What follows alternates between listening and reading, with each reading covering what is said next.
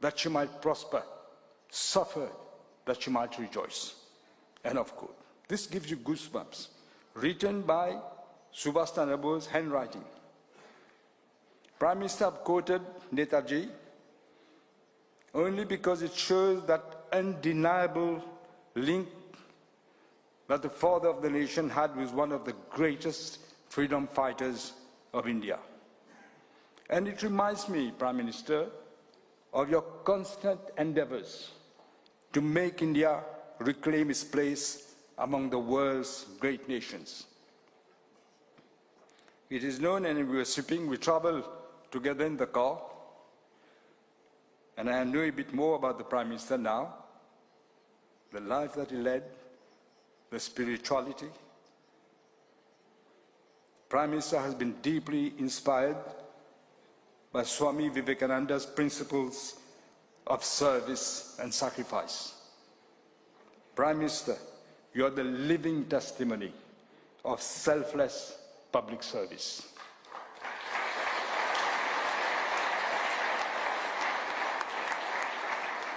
Today, thanks to your resolute, determined, and indefatigable effort, you have asserted India's role on the world stage.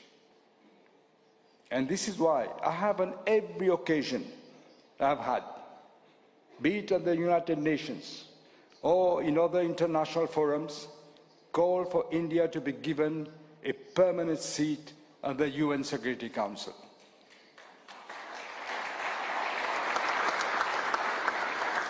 It is nonsensical and absurd that India, with a population of nearly 1.5 billion people, and a nuclear power at that, should not have its rightful seat at the UN Security Council.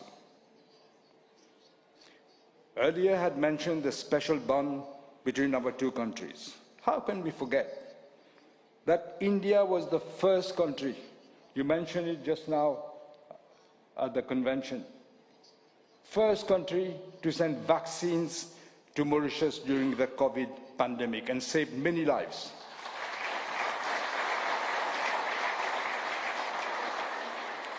The people of Mauritius will always remember that in the midst of the world-threatening pandemic, you, Prime Minister, immediately designated your External Affairs Minister, Dr. Jaishankar, who we are delighted to have in our midst today. He came to gauge the situation, leading to the vital assistance that India so generously provided.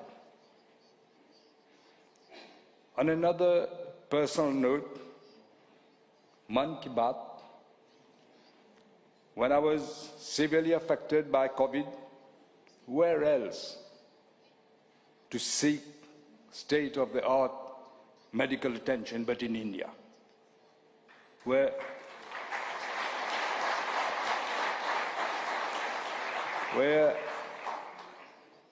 Prime Minister, you ensured that I was given all the necessary care and attention by the best team of doctors on hand. I wasn't even a member of the National Assembly. In fact, I had already been written off.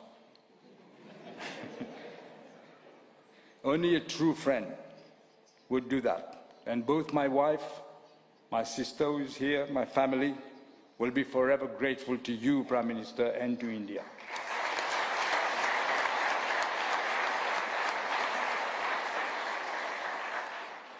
Mara Bhai, Modi ji, Tamaro Abhar.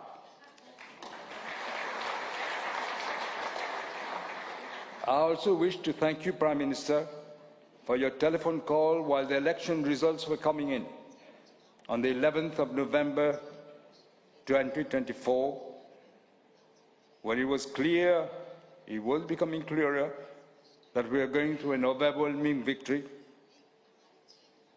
I was deeply touched by your inspiring words, the more so as you were the first head of government to have congratulated me even before the victory was pronounced.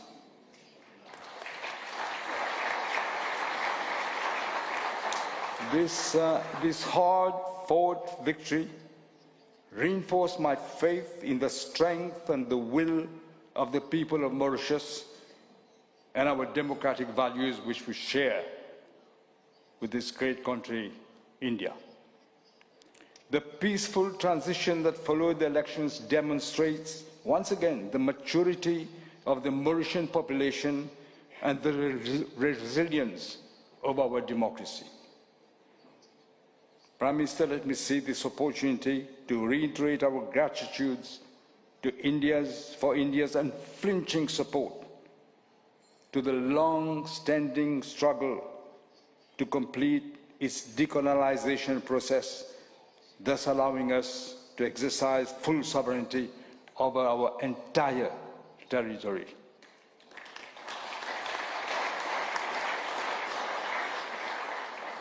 Thanks to your principled and unflinching support, we have no doubt that you have played a pivotal role in encouraging the United Kingdom to engage in the process of negotiations in November 2022. Similarly, we appreciate that you stress the necessity to ensure maritime security in the Indian Ocean during your talks with President Trump in February of this year at the White House. Allow me also to express my gratitude to your distinguished External Affairs Minister, Dr. Jaishankar, for his intervention on behalf of Mauritius with the former Secretary of State, Anthony Blinken, who afterwards rang me to say so. Excellency, the development of infrastructure facilities made possible by your government proved to be crucial during the passage of Cyclone Chido in Agaliga in January 2025. The support of the Indian Navy ensured the swift delivery of essential supplies and construction materials for the rehabilitations of the Agalians. Some of my ministers went there afterwards to see with their eyes. The footprints of India are visible all over the development architecture of Mauritius, be it economic, cultural or social. I would like here to underscore the crucial role of India in the enhancement of our human capital index. Even before independence, the best institutions of higher learning of India were made accessible to many bright students who otherwise would have been deprived of a university education. Many of them are today occupying positions of high responsibility, both in the public and the private sector. We are also benefiting from the capacity building under the Indian Technical and Economic Cooperation Scheme. The inauguration of the Civil Service College, named after the former Prime Minister Shri Atal Bihari Vajpayee, tomorrow,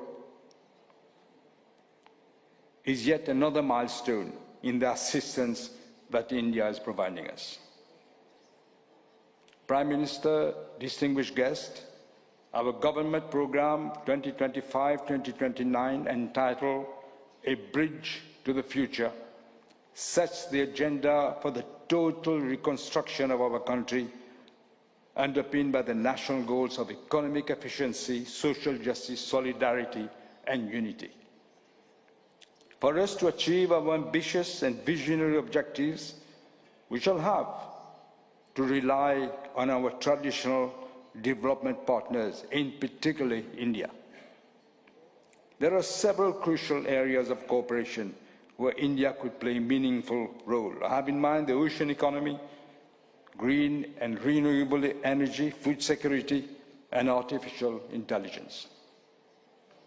Prime Minister, our special relationship with India, based on the close historical and cultural links with the land of our ancestors, but also on our commonality of interest as coastal states of a shared ocean, our government program for the next 5 years reaffirms our commitment to develop our ocean economy, now extending to one of the largest oceanic territories in the world.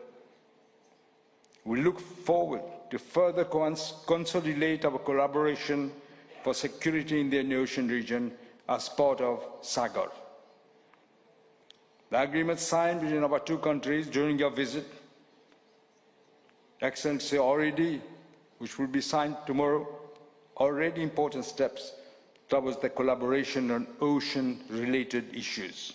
We are confident that these and others to come will further consolidate and strengthen our collaboration in the ocean space. Mauritius has always supported greater regional cooperation and integration. We are geographically, culturally and politically close to both the African and the Asian continents. Whilst we are a member of the African regional and sub-regional organizations of trade partnerships, we are also privileged to host two regional Indian Ocean organizations, the Indian Ocean Commission and the Indian Ocean Rim Association.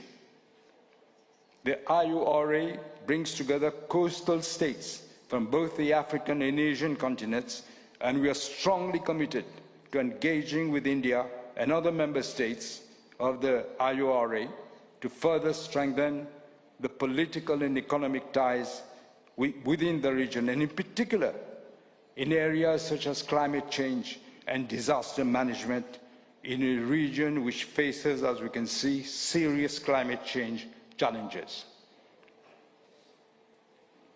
Prime Minister, ever since the people of India, in their wisdom, entrusted the stewardship of the country in your able hands, you have blazed a transformational trajectory that is nothing short of inspiring.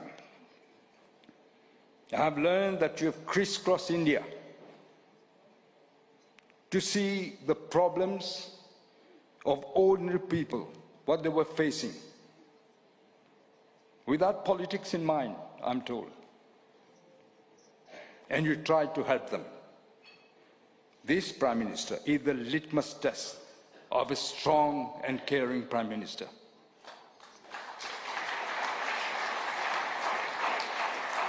This is what has allowed you to lift India and give it a driving dream, the hallmark of true leadership and character.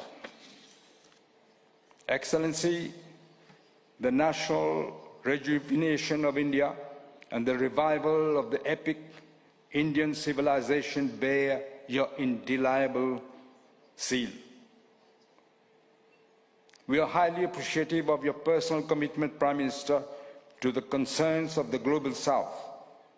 At the G20 summit in New Delhi in 2023, you successfully shifted the focus to international growth and development and enabled the African Union to become a permanent member of the G20, a decision widely acclaimed by the continent.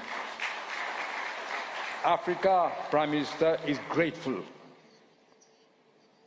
Distinguished guests, I would like to express our appreciation to the laudable position of India as regards the dire reality facing small island developing states. SIDS are isolated politically when it comes to major global decisions because we're small. India's support to assist us to grapple with the hurdle of political inaccessibility to major powers with which we seek to engage to advance the development agenda is critical for our future. The prominence of India today on the global stage may have surprised many. This is not so for those who, like Mauritius, know and fully appreciate the depth of this great country's history. India's vision of the world is enshrined in the immortal expression Vasudhaiva Kutumbakam. The world is one family. Let me, Prime Minister, also congratulate the Republic of India for the successful organization of the Mahakumbh Mela this year, held in Prague, Uttar Pradesh, attended by some 660 million people, pilgrims. And also for winning the International Cricket Council Champions Trophy this year.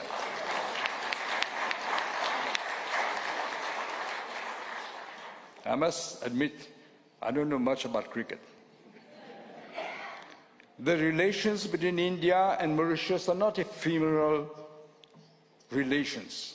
We are united not only by deep spiritual and cultural bonds, but also by the essential values of democracy. These are relations that transcend time, people, and statecraft. The relationship between India and Mauritius can be compared to the banyan tree, the immortal tree with interconnectedness. Prime Minister, I wish you and members of your delegation a pleasant stay in our midst. I have no doubt your visit will take our relationship to a still higher stratum.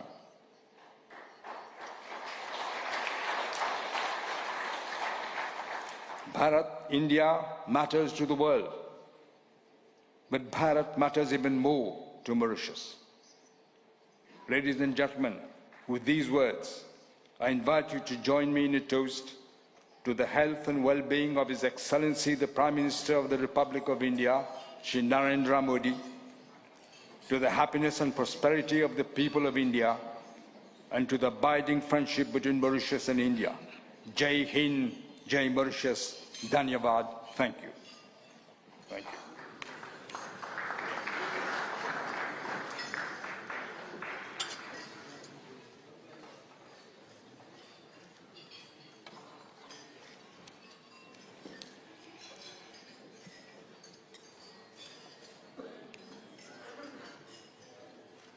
Thank you, Prime Minister. Excellencies and distinguished guests, I now have the honor to invite the Prime Minister of India to deliver his speech.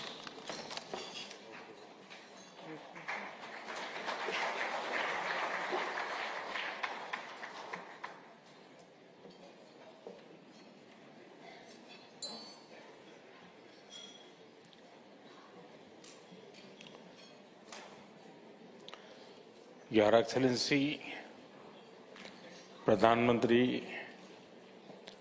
Doctor नवीन चंद्र रामगुलाम जी, श्रीमती वीणा रामगुलाम जी, उप प्रधानमंत्री Paul बैरांजे जी, Mauritius के सभी सम्मानित मंत्रीगण, उपस्थित गणमान्य बंधु भगिनी, आप सबको नमस्कार। बॉन्जूर।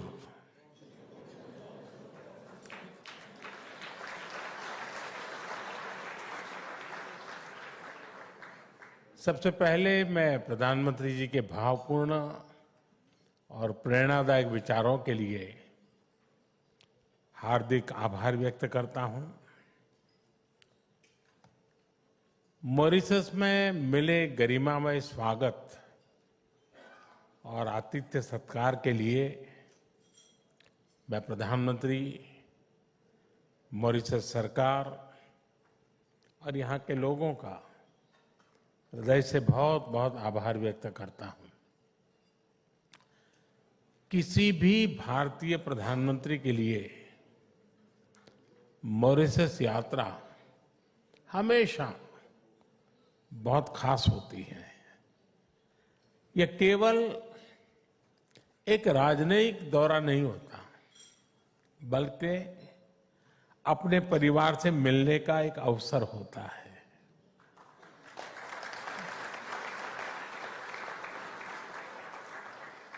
इसी आत्मीयता का एहसास मुझे उस पल से महसूस हो रहा है जब से आज मैंने मॉरिशस की धरती पर कदम रखा है। सब जगह एक अपनापन है, कहीं प्रोटोकॉल की बाधाएं नहीं है। मेरे लिए ये सौभाग्य की बात है कि एक बार फिर मॉरिशस के राष्ट्रीय दिवस के अवसर पर मुख्य अतिथि के रूप में शामिल हो रहा हूं। इस मौके पर 140 करोड़ भारतवासियों की ओर से आप सबको हार्दिक शुभकामनाएं देता हूं। प्रधानमंत्री जी, मॉरिशस के लोगों ने आपको चौथी बार देश का प्रधानमंत्री चुना है।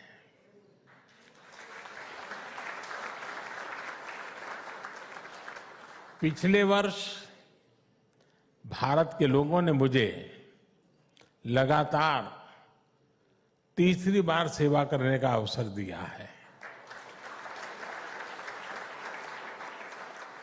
और मैं इसको सुखद संयोग मानता हूं कि इस कार्यकाल में आप जैसे वरिष्ठ और अनुभवी नेता के साथ मिलकर काम करने का मौका मिला है।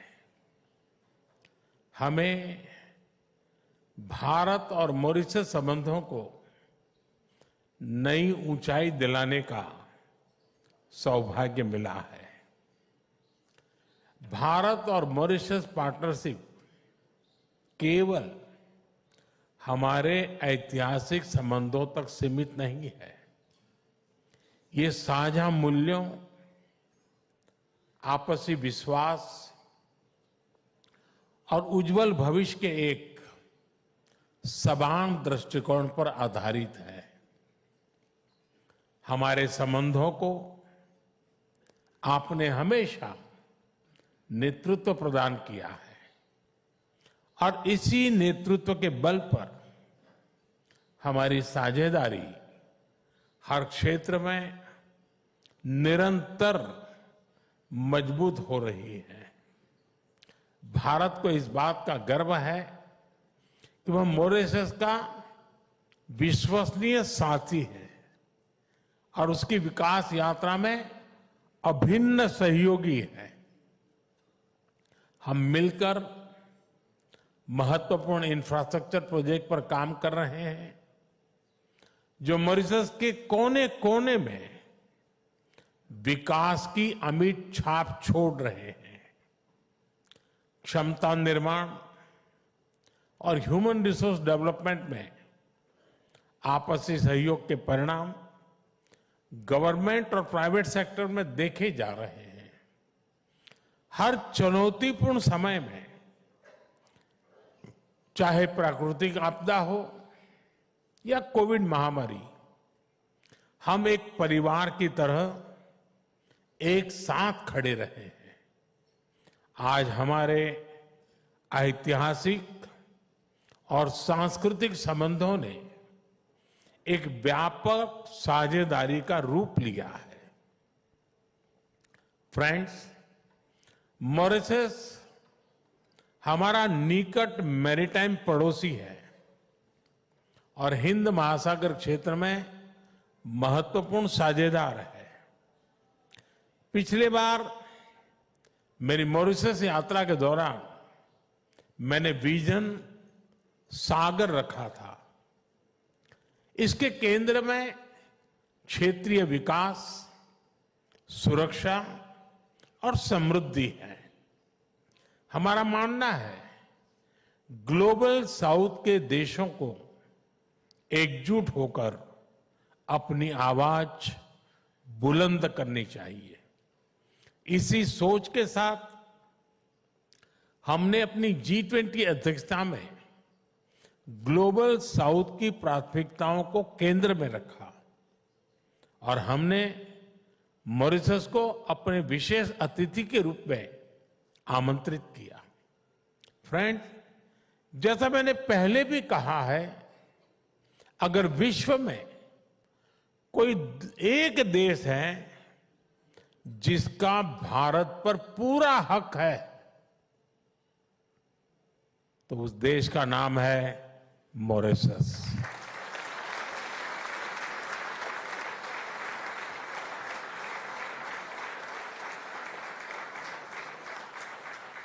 हमारे संबंधों की कोई सीमा नहीं है। हमारे संबंधों को लेकर हमारी आशाओं और आकांक्षाओं की कोई लिमिट नहीं है। आने वाले समय में हम मिलकर हमारे लोगों के विकास, पूरे क्षेत्र की शांति और सुरक्षा के लिए मिलजुल करके काम करते रहेंगे। इसी विश्वास के साथ आइए हम सब मिलकर प्रधानमंत्री डॉक्टर नवीन चंद्र रामगुलाम जी और उनकी धर्मपत्नी वीणा जी के अच्छे स्वास्थ्य, मॉरिशस के लोगों की निरंतर प्रगति और समृद्धि और भारत मॉरिशस की घनिष्ठ मित्रता के लिए शुभकामनाएं व्यक्त करें। जय हिंद, विवे मॉरिस।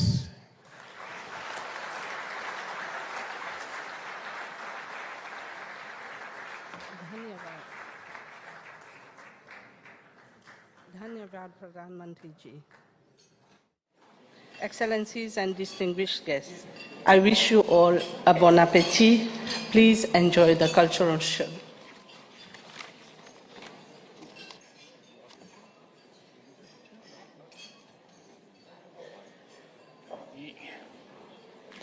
प्रधानमंत्री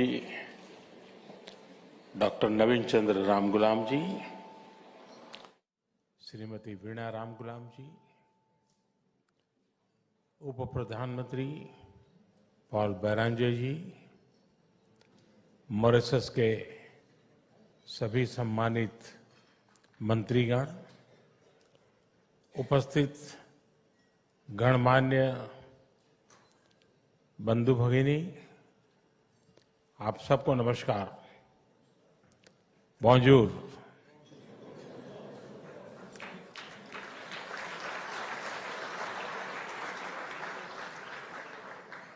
सबसे पहले मैं प्रधानमंत्री जी के भावपूर्ण और प्रेरणादायक विचारों के लिए हार्दिक आभार व्यक्त करता हूं।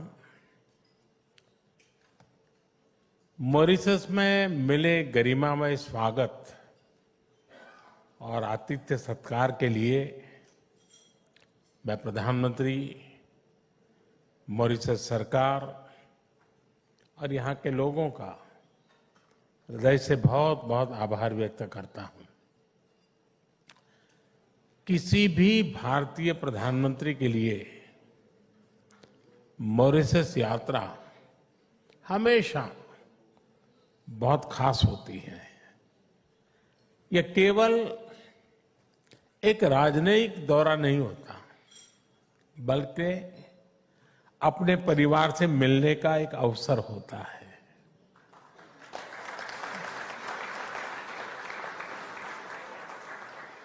इसी आत्मीयता का एहसास मुझे उस पल से महसूस हो रहा है जब से आज मैंने मॉरिशस की धरती पर कदम रखा है। सब जगह एक अपनापन है, कहीं प्रोटोकॉल की बाधाएं नहीं है। मेरे लिए ये सौभाग्य की बात है कि एक बार फिर मॉरिशस के राष्ट्रीय दिवस के अवसर पर मुख्य अतिथि के रूप में शामिल हो रहा हूं। इस मौके पर 140 करोड़ भारतवासियों की ओर से आप सबको हार्दिक शुभकामनाएं देता हूं। प्रधानमंत्री जी, मॉरिशस के लोगों ने आपको चौथी बार देश का प्रधानमंत्री चुना है।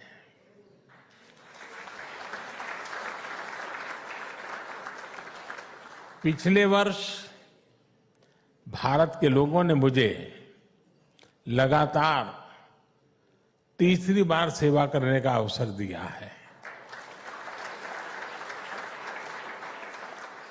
और मैं इसको सुखद संयोग मानता हूं कि इस कार्यकाल में आप जैसे वरिष्ठ और अनुभवी नेता के साथ मिलकर काम करने का मौका मिला है।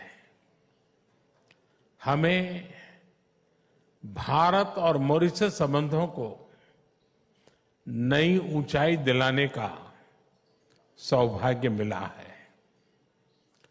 भारत और मॉरिशस पार्टनरशिप केवल हमारे ऐतिहासिक संबंधों तक सीमित नहीं है। ये साझा मूल्यों, आपसी विश्वास और उज्जवल भविष्य के एक समान दृष्टिकोण पर आधारित है।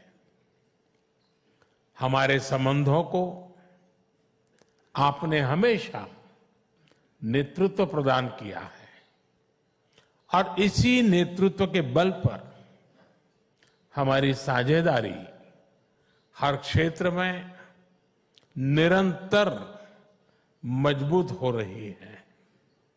भारत को इस बात का गर्व है कि वह मॉरिशस का विश्वसनीय साथी है और उसकी विकास यात्रा में अभिन्न सहयोगी है।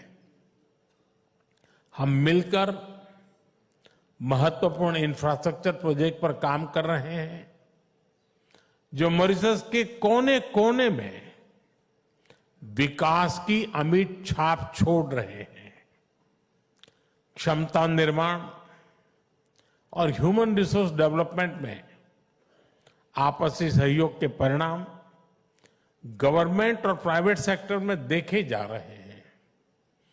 हर चुनौतीपूर्ण समय में, चाहे प्राकृतिक आपदा हो या कोविड महामारी, हम एक परिवार की तरह एक साथ खड़े रहे हैं। आज हमारे ऐतिहासिक और सांस्कृतिक संबंधों ने एक व्यापक साझेदारी का रूप लिया है। फ्रेंड्स, मॉरिशस हमारा निकट मैरीटाइम पड़ोसी है और हिंद महासागर क्षेत्र में महत्वपूर्ण साझेदार है। पिछले बार मेरी मॉरिशस यात्रा के दौरान मैंने विजन सागर रखा था। इसके केंद्र में क्षेत्रीय विकास, सुरक्षा और समृद्धि है। हमारा मानना है ग्लोबल साउथ के देशों को एकजुट होकर अपनी आवाज बुलंद करनी चाहिए। इसी सोच के साथ हमने अपनी G20 अध्यक्षता में ग्लोबल साउथ की प्राथमिकताओं को केंद्र में रखा और हमने मॉरिशस को अपने विशेष अतिथि के रूप में आमंत्रित किया। फ्रेंड्स, जैसा मैंने पहले भी कहा है, अगर विश्व में कोई एक देश है जिसका भारत पर पूरा हक है तो उस देश का नाम है मॉरिशस।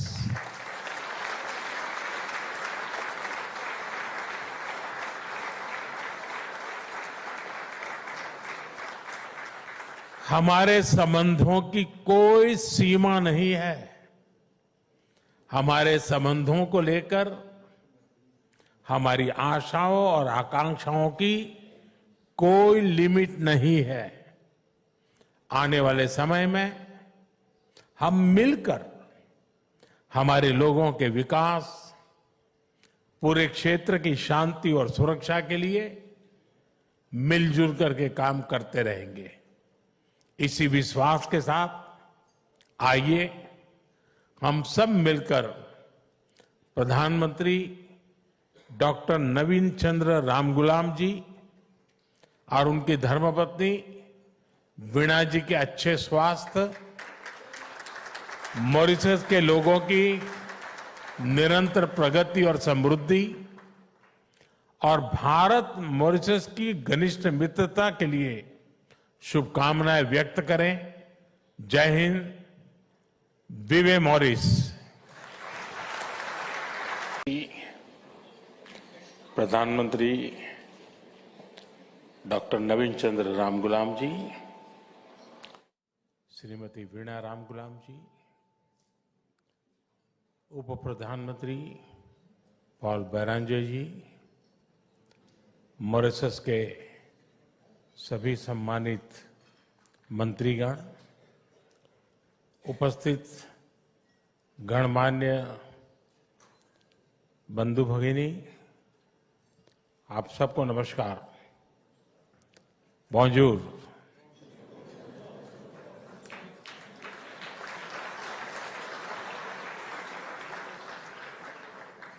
सबसे पहले मैं प्रधानमंत्री जी के भावपूर्ण और प्रेरणादायक विचारों के लिए हार्दिक आभार व्यक्त करता हूं। मॉरिशस में मिले गरिमामय स्वागत और आतिथ्य सत्कार के लिए मैं प्रधानमंत्री, मॉरिशस सरकार और यहाँ के लोगों का हृदय से बहुत बहुत आभार व्यक्त करता हूं। किसी भी भारतीय प्रधानमंत्री के लिए मॉरिशस यात्रा हमेशा बहुत खास होती है।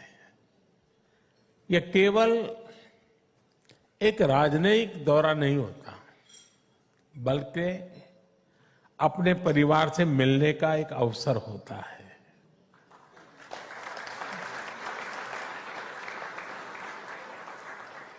इसी आत्मीयता का ऐसा एहसास मुझे उस पल से महसूस हो रहा है जब से आज मैंने मॉरिशस की धरती पर कदम रखा है।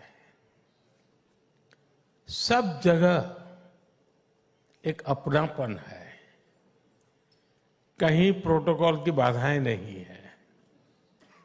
मेरे लिए यह सौभाग्य की बात है कि एक बार फिर मॉरिशस के राष्ट्रीय दिवस के अवसर पर मुख्य अतिथि के रूप में शामिल हो रहा हूं। इस मौके पर 140 करोड़ भारतवासियों की ओर से आप सबको हार्दिक शुभकामनाएं देता हूं। प्रधानमंत्री जी, मॉरिशस के लोगों ने आपको चौथी बार देश का प्रधानमंत्री चुना है।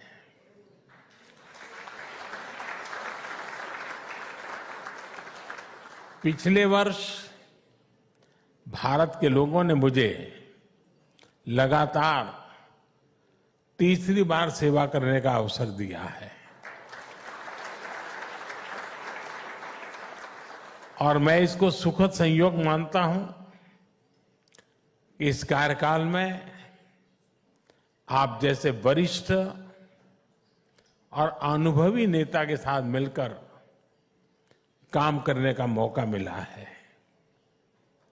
हमें भारत और मॉरिशस संबंधों को नई ऊंचाई दिलाने का सौभाग्य मिला है। भारत और मॉरिशस पार्टनरशिप केवल हमारे ऐतिहासिक संबंधों तक सीमित नहीं है।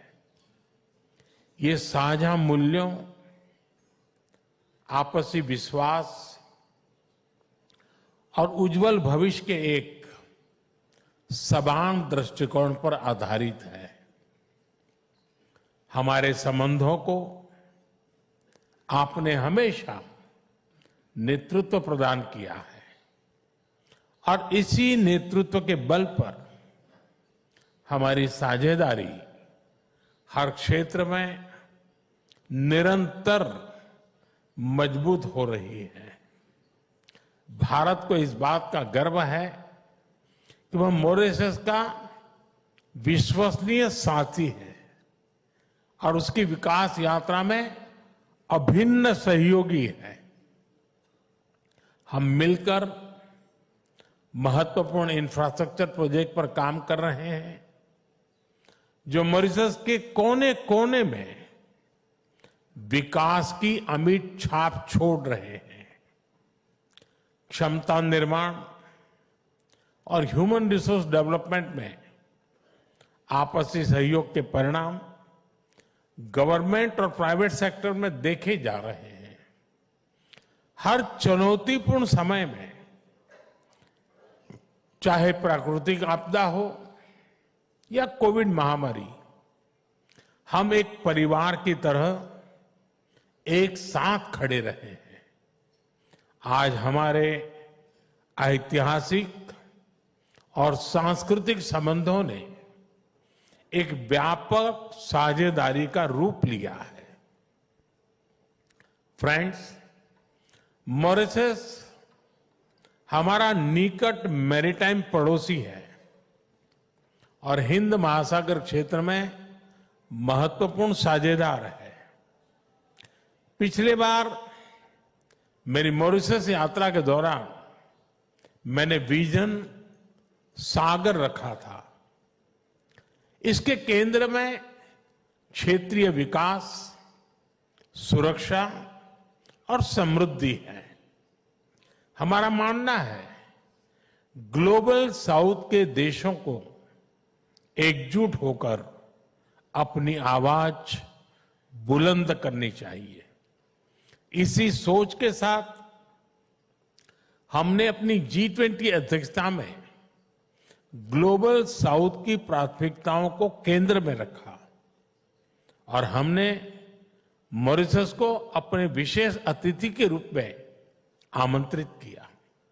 फ्रेंड, जैसा मैंने पहले भी कहा है, अगर विश्व में कोई एक देश है जिसका भारत पर पूरा हक है, तो उस देश का नाम है मॉरिशस।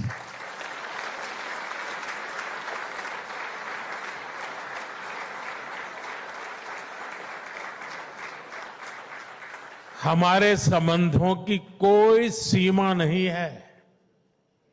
हमारे संबंधों को लेकर हमारी आशाओं और आकांक्षाओं की कोई लिमिट नहीं है। आने वाले समय में हम मिलकर हमारे लोगों के विकास, पूरे क्षेत्र की शांति और सुरक्षा के लिए मिलजुल करके काम करते रहेंगे। इसी विश्वास के साथ आइए हम सब मिलकर प्रधानमंत्री डॉक्टर नवीन चंद्र रामगुलाम जी और उनकी धर्मपत्नी वीणा जी के अच्छे स्वास्थ्य, मॉरिशस के लोगों की निरंतर प्रगति और समृद्धि और भारत मॉरिशस की घनिष्ठ मित्रता के लिए शुभकामनाएं व्यक्त करें। जय हिंद, विवे मॉरिस। प्रधानमंत्री डॉक्टर नवीन चंद्र रामगुलाम जी, श्रीमती वीणा रामगुलाम जी, उप प्रधानमंत्री पॉल बैरांजे जी, मॉरिशस के सभी सम्मानित मंत्रीगण, उपस्थित गणमान्य बंधु भगिनी, आप सबको नमस्कार। बॉन्जूर।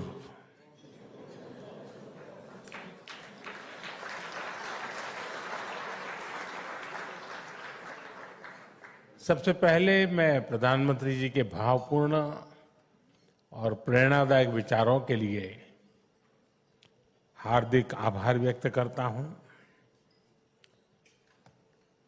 मॉरिशस में मिले गरिमामय स्वागत और आतिथ्य सत्कार के लिए मैं प्रधानमंत्री, मॉरिशस सरकार और यहां के लोगों का हृदय से बहुत बहुत आभार व्यक्त करता हूं। किसी भी भारतीय प्रधानमंत्री के लिए मॉरिशस यात्रा हमेशा बहुत खास होती है। यह केवल एक राजनयिक दौरा नहीं होता, बल्कि अपने परिवार से मिलने का एक अवसर होता है।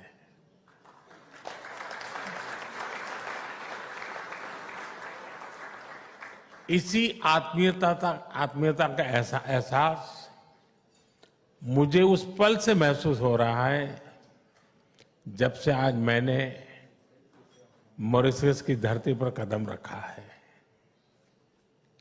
सब जगह एक अपनापन है, कहीं प्रोटोकॉल की बाधाएं नहीं है।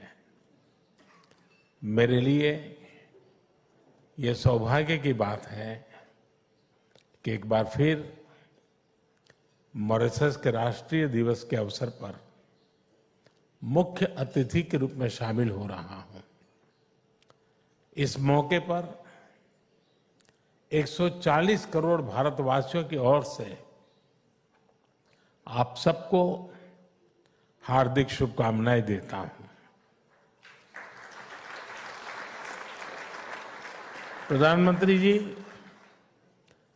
मॉरिशस के लोगों ने आपको चौथी बार देश का प्रधानमंत्री चुना है।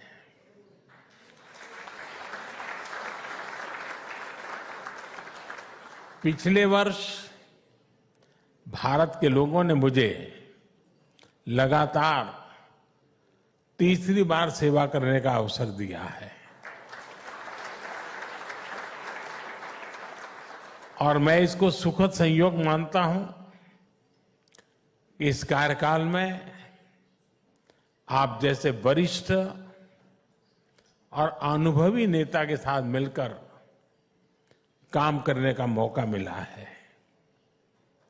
हमें भारत और मॉरिशस संबंधों को नई ऊंचाई दिलाने का सौभाग्य मिला है। भारत और मॉरिशस पार्टनरशिप केवल हमारे ऐतिहासिक संबंधों तक सीमित नहीं है। ये साझा मूल्यों, आपसी विश्वास और उज्जवल भविष्य के एक समान दृष्टिकोण पर आधारित है। हमारे संबंधों को आपने हमेशा नेतृत्व प्रदान किया है और इसी नेतृत्व के बल पर हमारी साझेदारी हर क्षेत्र में निरंतर मजबूत हो रही है।